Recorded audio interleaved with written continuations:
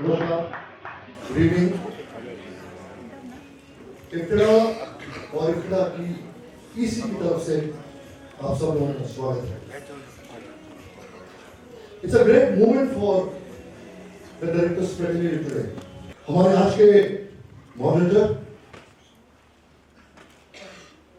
Hindi cinema के बहुत अच्छे मेकर हमारे मित्र, मैं तिग्मांशु धुलिया साहब से रिक्वेस्ट करूंगा कि वो मंच पर आएं।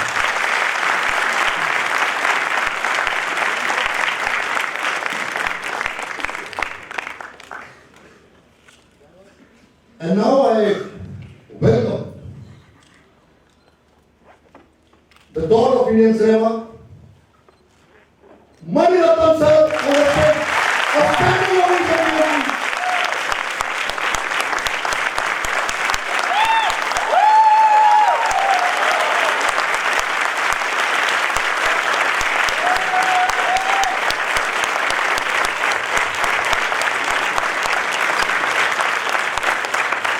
Thank you very much, Shukriya. I will request my senior president of IFTDA, Thakur Tamasi Saab, to come on the stage, please.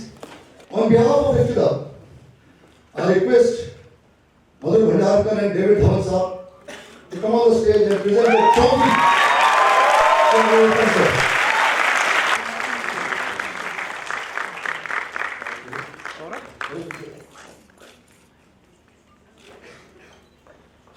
Ovation, please.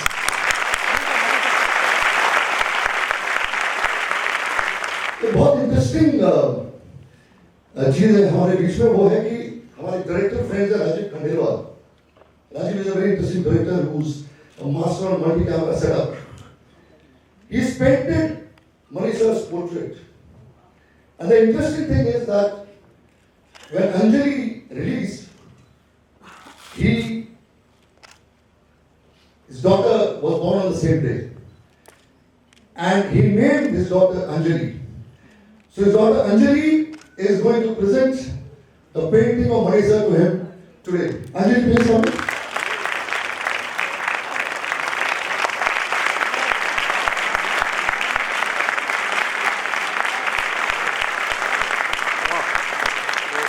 I will now request Manisha to speak 2 words and then we'll start with the masterclass. Manisha. Just 2 words. No, it's wonderful to be here and hope I learn enough from you, all of you, the questions that you asked. So I'm glad, very happy to be here despite the rains that we have in Chennai. It's nice to be in this sunny place here.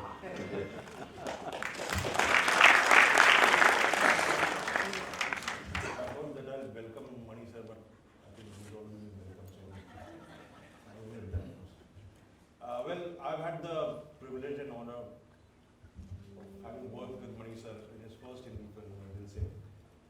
After that, he never called me. Was that so bad? You became a huge actor. Actor. But so we'll come back to this question again. Like sir, like in a good plot, you address the same question in the third act. I'll come back to that. So Mani sir, as I know him and his work, makes middle of the road cinema. His films are aesthetically evolved, visually very appealing with a strong theme and commercially viable most of the time. Hopefully. Yeah. Excellent music. And yeah, of course. एक के बाद एक आएंगे sir की जो तारीफें बिल्कुल हम लोग मिल के बांधेंगे. Sir, looking at your films, you come from a filmy family. I mean, they were all producers. Yeah. You had no formal training. You never assisted anybody. And you come from a filmy family. Usually in Bombay, at least in Hindi cinema, I see people, the young directors who come from filmy families usually make very safe, regular films. You came from a filmy family, you went to Bajaj Institute to study management, business management, and then you never made safe films. Why is that? I thought I was making safe films. Honestly, I did. Can you elaborate on that? Yeah, I mean, What motivated you to make films? I mean, it was simple. I didn't like the job that I was doing. It was just very disillusioning, and so I was thinking of moving from consultancy, which is what I was doing, management consultancy, into a main line, into the industry.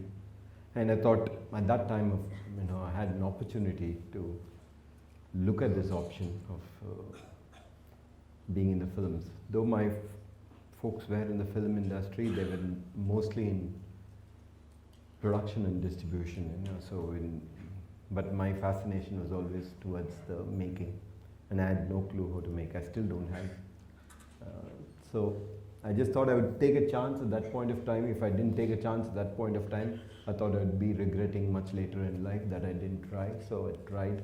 And the trouble with films is that once you get into it, you lose control of yourself. It just pulls you in, and it's so fascinating. It's no longer a job. It becomes a passion, and you're still struggling with it. so it became a passion later, or was it? Yeah, I never thought I would take this as a career when otherwise I would have gone to the film institute. Unfortunately, I didn't do that, and so it just happened, I think, at the right time. So I see a very an emotional pattern in most of your plots in your earlier films, and then in your last film also, that your characters they get displaced. Like Monaragam, they came from South, they came to Delhi. Roja, they went to Kashmir. Bombay, they came to Bombay. That film, they went to Sri Lanka. New film, The Boy Comes to Bombay. What is this? I mean, what? Yeah, please. I've grown up all my life in Chennai. My desire to come out probably is coming through in that. I did 2 years of my education here. Other than that, I've been a Chennai person all my life. But I think that's what's fascinating about India. And I think that's what gives it a certain dynamic, in your... It's not planned, honestly, and just that the way stories evolve, where you think it will be placed, where it can get highlighted. Sometimes it's integral to the narration, a girl who is resisting an arranged marriage, going into an arranged marriage, sets itself much better when it's in any alien territory, it is completely outside where she can't just run back home, it sets the story up better. So it is essentially selfish need of wanting to tell a story better that pushes you into that.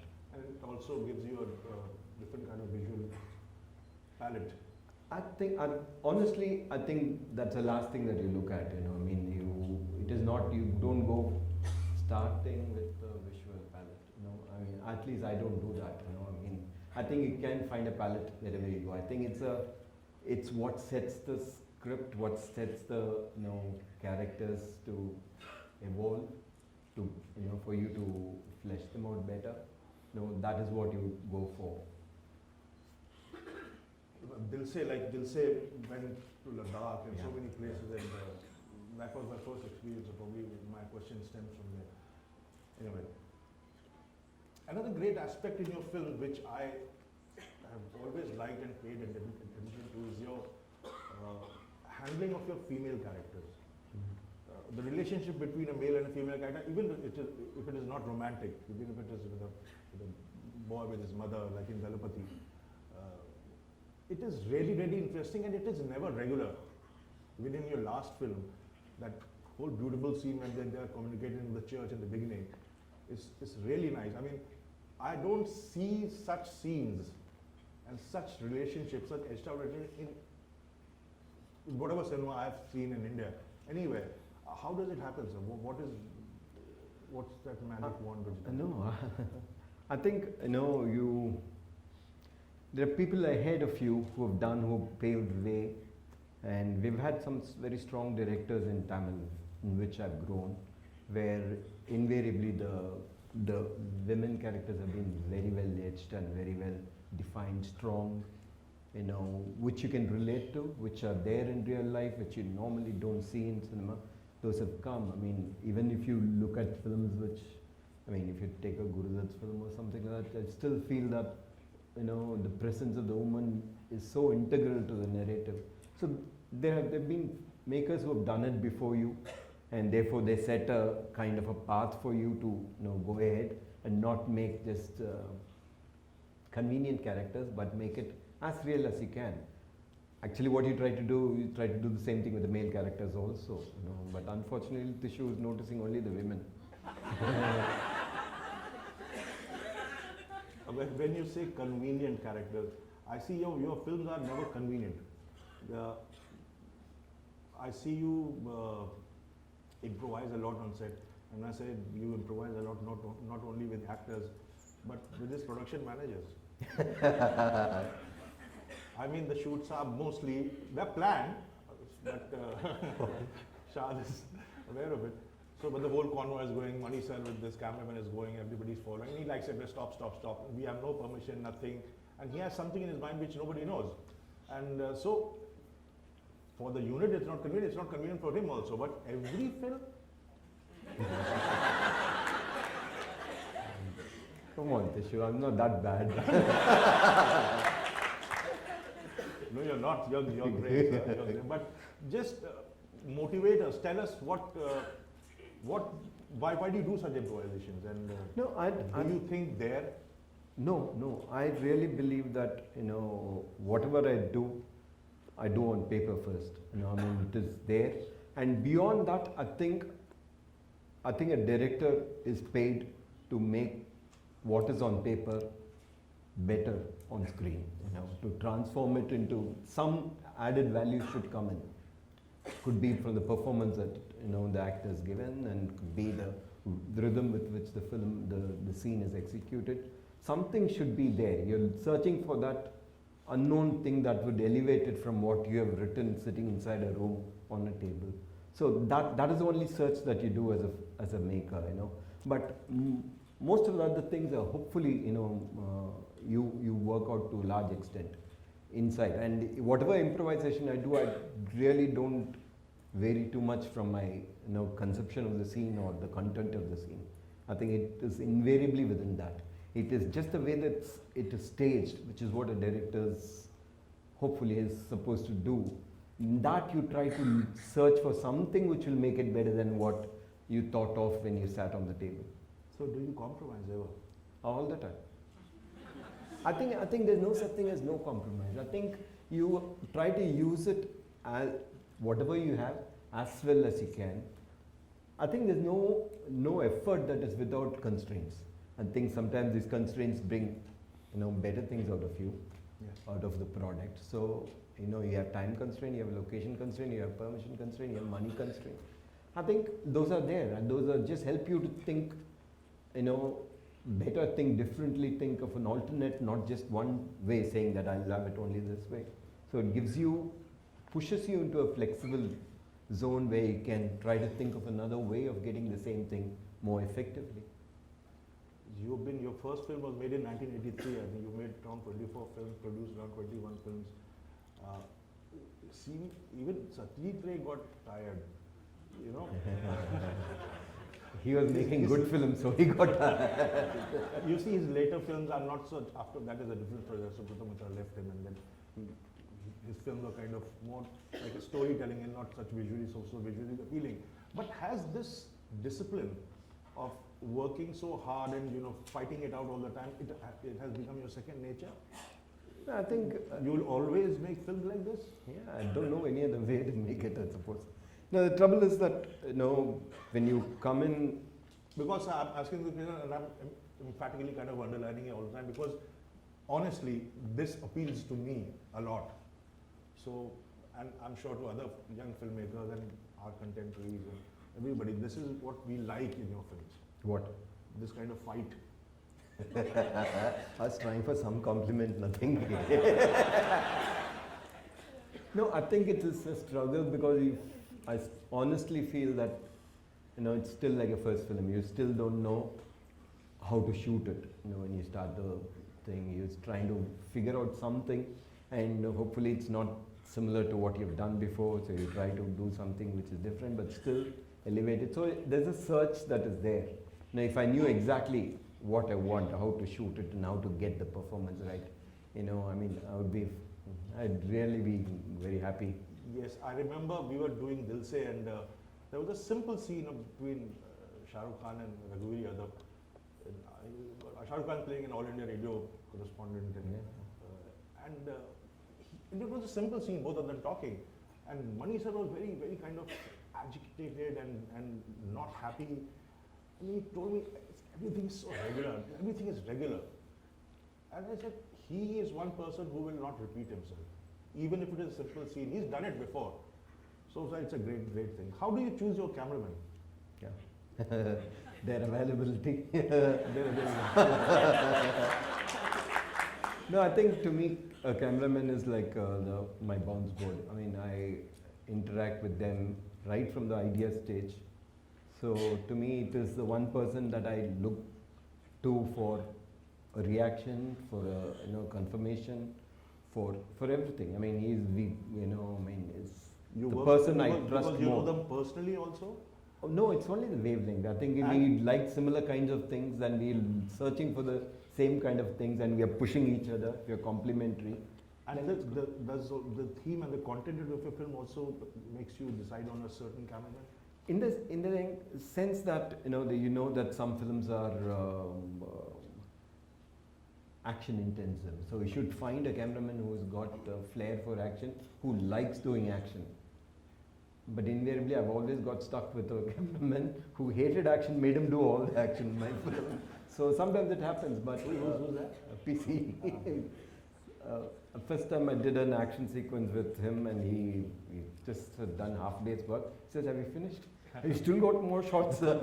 So I had to get him around that, and get. So it's just I think it's just the equation. It's like with a writer or it's with an editor.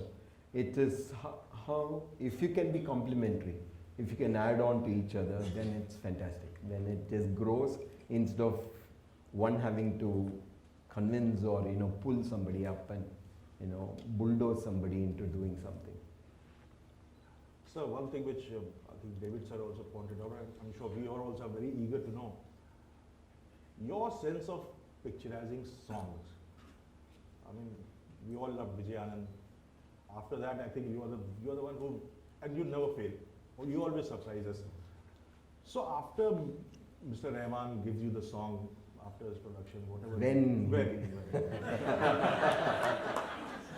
Or just the melody. So how do, because we all want to know this, how do you visually translate that sound? I know it's a subjective and it's very difficult to explain, but say something. No, I think song is a different beast. I think almost, especially when you're shooting drama continuously, and in the schedule you have to move to song, and it is a completely different mindset. You have to get abstract. You have to liberate yourself from the logic of drama, and sometimes you have a concept before when you compose the music itself. You have a concept for a song, maybe, but still translating takes time. And sometimes the first day of a song shooting is the worst day that you will ever face, because you struggle so much, you don't know how to move into that zone. But once you hit a patch, once you get hold of it, then you start enjoying the next 2 days or so. So it's like a mini film within a film. So it should have its own graph, it should have its own concept, and it should be different from what you've done before. And still, it should, most importantly, help the narrative in whatever form it can. It can't be just a song for song's sake. Mm-hmm. And if you like song, I've really liked Vijay Anand, the way he shot song. I think it was absolutely brilliant. I think Gurudat was just brilliant. First time I had to do a song, I had to really see a few of these in those days, just to understand how to shoot a song. I had no clue. Not that I had a clue about other things. But it was, it's still tough. It's still not easy. But you enjoyed doing it. You enjoyed shooting. Except the first day. I wish I could skip it. So guys, I'm falling short of questions now. Finished. We finished. No. There's one very important. I still have to come to the third act. So which part of filmmaking do you enjoy the most?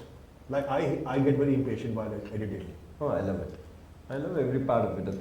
I think editing to me now has become like like writing all over again. You know, I mean, it's like you can go on trying to polish it and things like that. I really like it. I think with technology, it's become so director friendly that you can actually, like, you can do with your paper and pen. You can sit there and do work on it.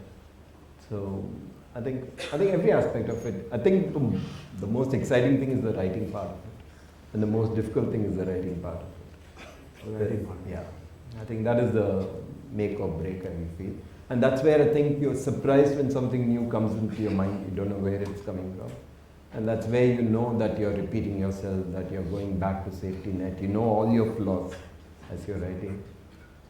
I was recently, I never had the opportunity of reading much of Malayalam literature, but I came across great short story by Vaikom Bashir. Nah. Are you inspired by it? Oh, he's just one of the outstanding writers. I think he's somebody, is a dream. I mean, the way he writes conversation and the way he's able to, an effortless ease with which he writes is amazing. Though, like you have read only the translation. I've not read it. Yes. So I might have lost that.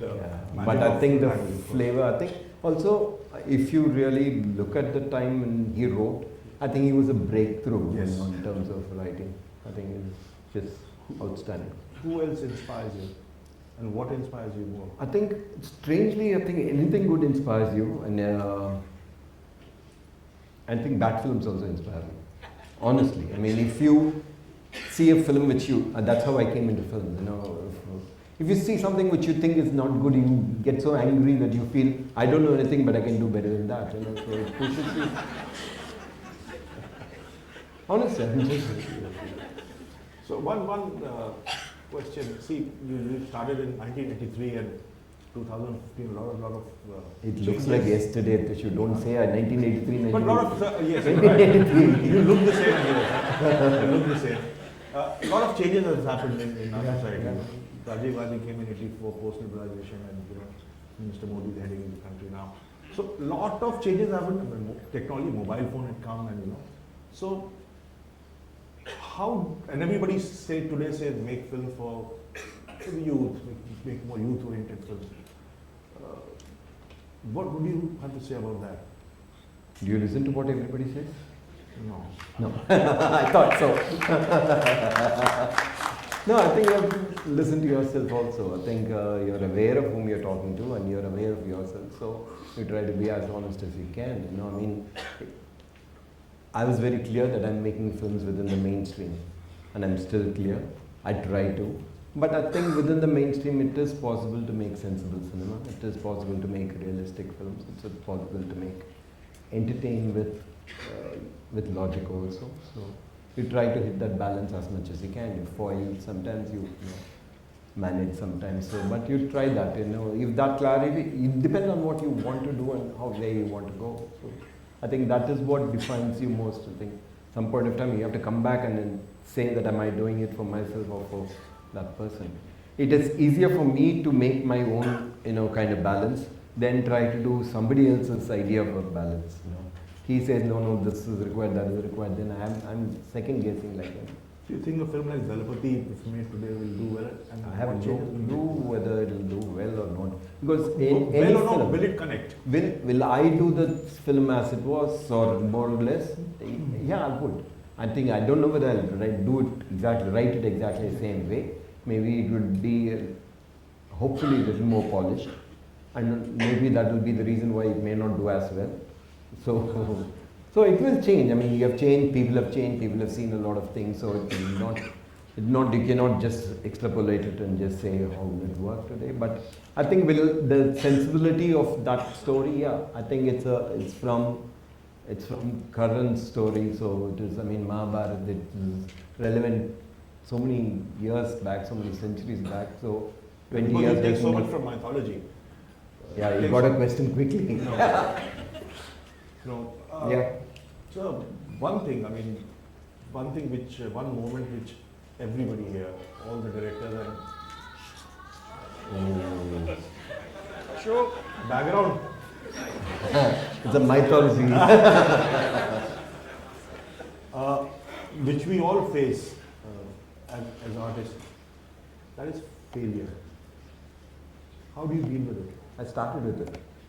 So I know, I always felt that if it has to come, it has to come early. You'll be strong enough to take up and down and take both on your stride. I think it took me, when I did my first film, I had written my next script alongside. But it took me 5 years to get to make them. And those 5 years was really tough because I had to do everything else that I didn't want to do. And came through that tough period to do what I wanted to do. But it gave me a lot of clarity. I have no regrets because I knew that those are the reasons why I didn't come to the film. I came into the industry because I wanted to do a certain kind of cinema. I just didn't want just to try to be successful according to their rules, but by my rules. So I think it will be there. I think whatever happens, ups and downs are bound to be there. You can't connect every time. Think, I mean, Federer and Djokovic lose, so what the hell? So I think I'm finished with my question. I think we give questions for the audience to ask. My question is this, and probably this is a question which is also relevant for somebody outside the film industry like me. When the customers, in this case the audience, right, don't understand the films you made, and the films fail commercially because of that, the critics ban you because of that. Not because there was anything wrong with the film. The film was brilliant, out of the world, but nobody got it. What is your motivation to, come up with the next film for the same audience? See, when they accepted your film and when they applauded and when they praised you, you accept it. So you have to take this also. You can't say now they don't get it, that time they got. You really can't take two stands on it. You have to take both. Get on. Maybe there's a way in which you have said which didn't reach. Maybe you have to understand and just move on. I mean, you can make mistakes, so what? Good afternoon, sir. I'm Achal Agrawal from Actor Prepares. I've seen all the movies mostly, and I want to ask you a question about Anjali. I've seen this movie long time back, and it was released when I was not even born. So I can still relate to the movie. I remember the movie. I like everything about the movie. And apart from that, every movie that you have directed, you extract the best performance out of your actors. Like Abhishek Bachchan in Guru, he himself has said that it was his best performance. Anjali, the child actress, Shamli got a national award. And every time your actors perform the best of their career. So how do you manage to extract the best performance out of your actors every time? And what tips would you like to share with us? I'm an acting student. So what can you say to us so we can improve our acting in that role? Thank you.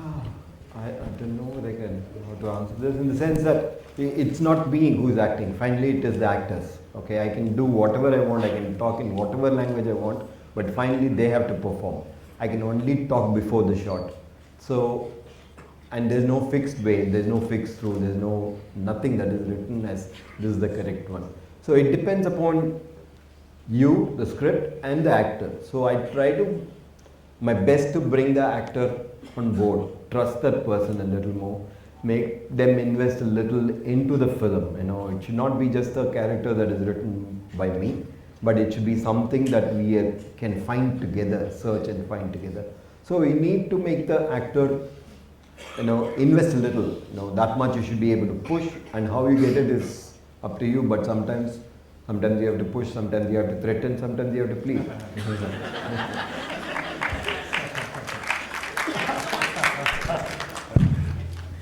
So I'm on record in, I think, countless interviews when they ask me what is the greatest influence for me, it has always been you. Wow. I said, this is not my inspiration, he's my God. So that's besides the point. I wanted to ask you something, sir. Two of my favorite films of yours are... Two of my favorite films of yours are Nayakan and Thalapathy. And Nayakan is my all-time favorite. It's just world over. So that I just wanted to ask you, did Kamal Hassan come first or the script came first? Or was it designed, or, there's so many times. I think it's a story. That's the story you want to hear. No, it is.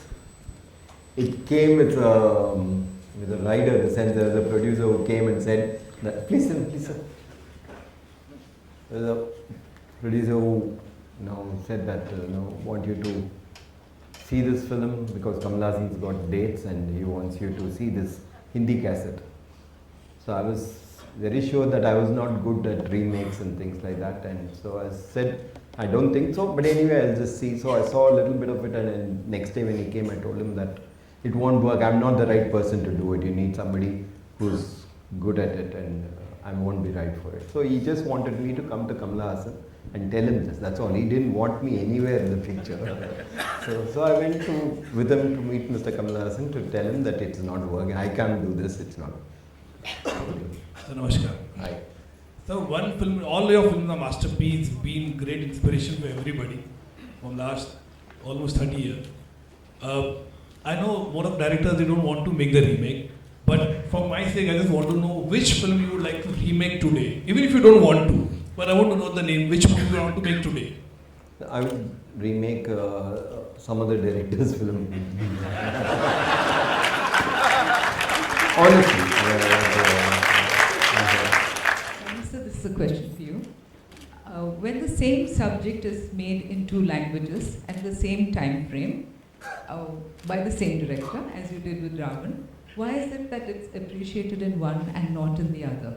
Is it because there's no there's no universal theme that's acceptable, or are the cultural differences different? I have no clue. Hello, sir. Hi. Sir, I want to ask you one question.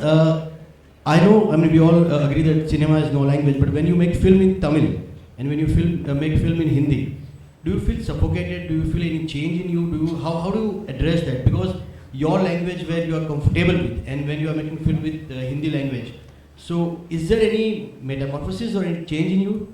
There's only one. I think it took me quite some time before I tried a Hindi film. And I tried only when I knew there were people I can depend on.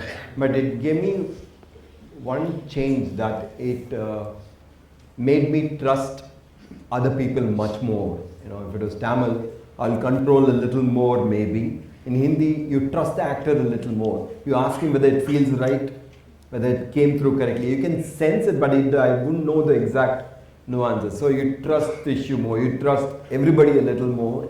And it kind of is liberating. You pull them more in, and it was, in a way I thought it would be difficult, but it was actually very, inclusive.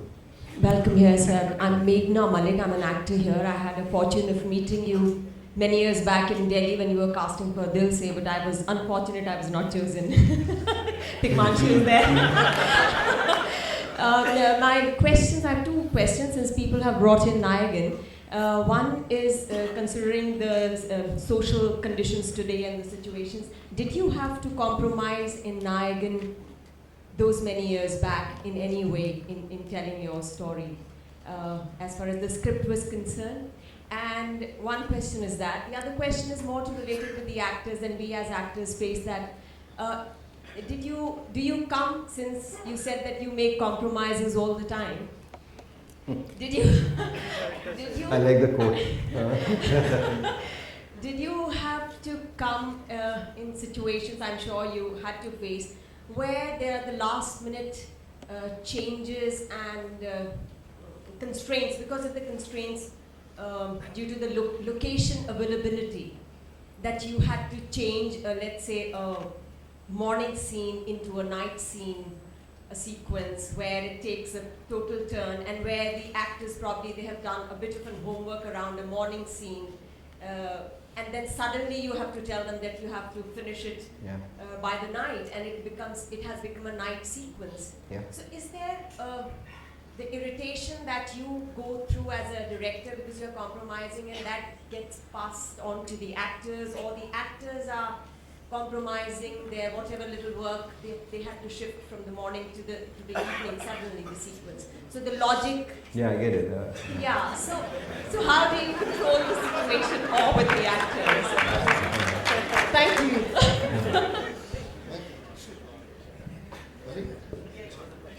Yeah, I think the first question is simple. That, Nayagan was done at a time where we didn't have huge budgets. We didn't have the idea of making that kind of a period film in Tamil, with details and with. It had to be, there was a battle on every step that he had to take before you could do that film. So it was lucky that we had actors who were on our side, so it was easier to carry it forward. Regarding the second question, yes, it happens. It happens quite a few times, and it is not only me who's compromising. If it has to be extended, it has to be extended for the film. You work for what is good for the film, what has to be done for the film. I remember once that I had an actor, since you're asking about an actor, who had exactly the same thing happened. I mean, it took a long time. By the time we lit it, light went away, it became night, and and there were kids inside it in Anjali. So he said, no,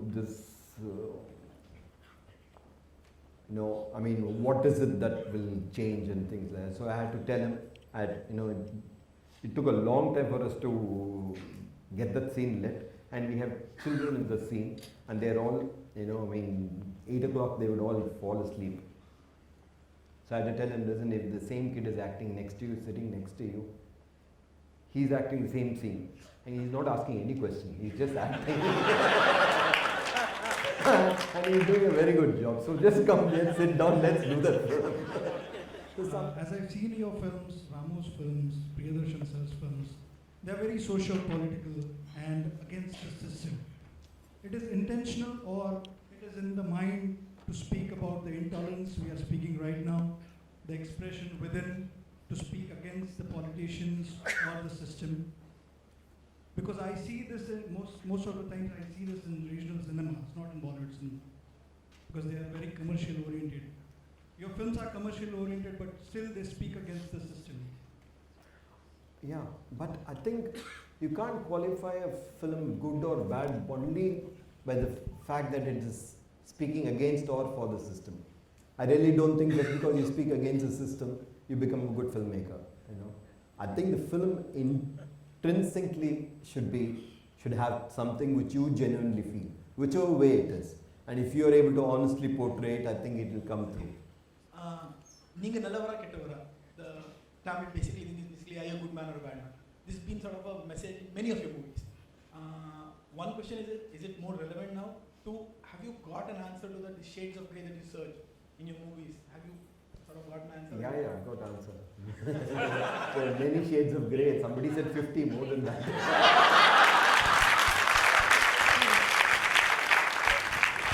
I think with this, after this ovation, we bring an end to this masterclass. A standing ovation to Mani sir. Brilliant.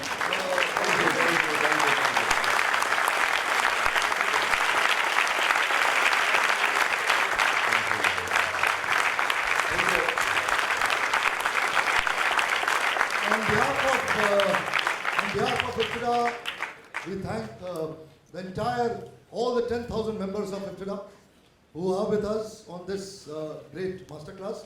All my EC members who are there in the auditorium, and I request our sponsor.